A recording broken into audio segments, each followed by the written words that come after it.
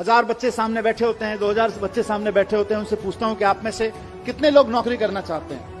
99.1%, 99.9% बच्चे तक कहते हैं साहब हम नौकरी करना चाहते हैं। मेरा सवाल हर जगह यही होता है कि अगर हमारे स्कूलों से निकलने वाले 99.9, 100% बच्चे अगर नौकरियां ढूंढते रहेंगे तो फिर नौकरियां देने वाले कहां से आएंगे?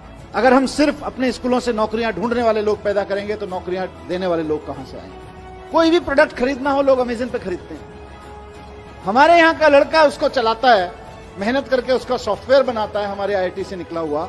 हमको खाली तनख्वाह हाथ में आती है देश को, देश की इकोनॉमी को, और अमेरिका को सारी दुनिया के जितने भी लोग उससे अमेज़न को यूज करके कुछ खरीद रहे हैं उसका सारा प्रॉफिट अमेरिका में चला जाता है। फिर हम कैसे उम्मीद करें कि अमेरिका के मुकाबले हमारी देश की इकोनॉमी बढ़ेगी? देश की इकोनॉमी को जॉब सीकर्स आगे नहीं बढ़ाते हैं, देश की इकोनॉमी को जॉब प्रोवाइडर्स आगे बढ़ाते हैं। दोनों चीजों में, इकोनॉमी के पॉइंट ऑफ व्यू से भी और जॉब के पॉइंट ऑफ व्यू से भी।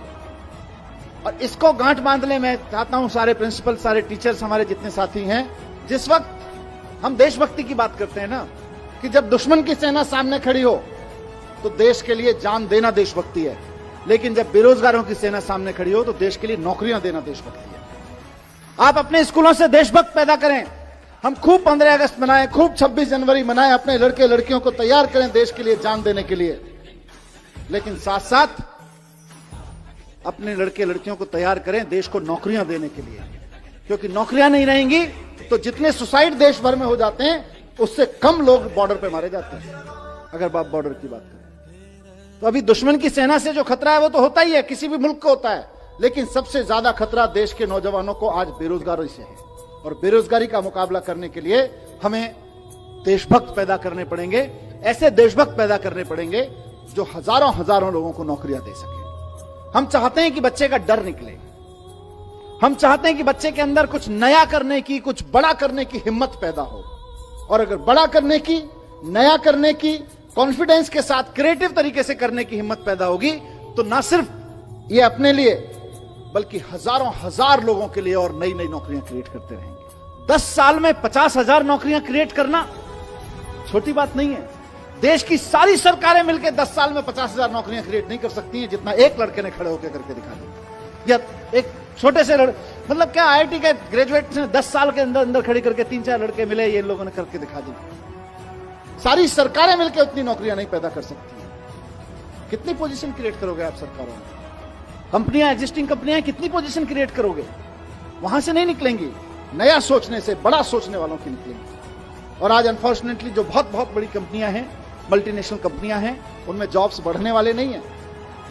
वहां तो जॉब्स बड़े बड़े लोगों को आईआईएम से निकलने के बाद, आईआईटी से निकलने के बाद इसलिए दिए जा रहे हैं कि भाई हम आपको 5 लाख रुपए का पैकेज देंगे, आप ऐसा करो कि हमारे यहां से 5,000 लोगों की रिक्वायरमेंट कम कर दो।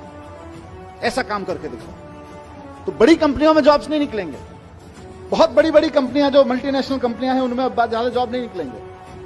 वहां तो इसी काम के लिए है। और सबसे बड़ी चीज नया, आज की तारीख में मार्केट में जो नौकरियां हैं उनके लिए तो हमें बच्चों को तैयार करना ही करना है, लेकिन साथ साथ ऐसी नौकरियां जो आज की तारीख में एग्जिस्ट नहीं करती हैं उनके लिए भी बच्चों को तैयार करना है। और दूसरी चीज ये भी है कि सिर्फ नौकरी देना नहीं है, आप इसको देश के पॉइंट ऑफ व्यू से देखिए। आप सोच के देखिए कि किसी स्कूल में पढ़ते होंगे, वहां से निकल के उसी माइंडसेट के साथ की नौकरी करनी है, जाके अमेरिका की एक बड़ी कंपनी में नौकरी कर ली। अब नुकसान क्या होता है? नुकसान यह होता है कि हम और आप मिलके बच्चों पे मेहनत करते हैं, मेहनत करके उसे आईआईटी, आईएम भेजते हैं, उसके बाद अमेरिका की कंपनी में नौकरी करता है, क्योंकि हमारे यहां तो नौकरी देने वाले लोग हैं नहीं, नौकरियां बनाने वाले लोग हैं नहीं, नौकरियां प्रोड्यूस करने वाले लोग हैं नहीं। तो वो जाके अमेरिका की किसी कंपनी में नौकरी करता है, लेकिन अमेरिका सारा स्किल के बावजूद अमेरिका की कंपनी में नौकरी करने के बाद आप सबके, हमारे सब मेहनत के बाद जो हमको हासिल होता है वो कुल मिला के एक लड़के की तनख्वाह हासिल होती है, इससे ज्यादा कुछ नहीं हासिल होता। और वो जब दुनिया भर के प्रोडक्ट अमेरिका की एक वेबसाइट पे सेल कराता है सॉफ्टवेयर बना के, तो फायदा फिर अमेरिका को होता है। सारी दुनिया में किसी कंपनी विशेष की बात नहीं है, लेकिन आप सोच के देखिए, और मैं कोई स्वदेशी का रोमांटिसिज्म भी नहीं पेश कर रहा हूं, मैं इकोनॉमी की बात कर रहा हूं कि सारी दुनिया में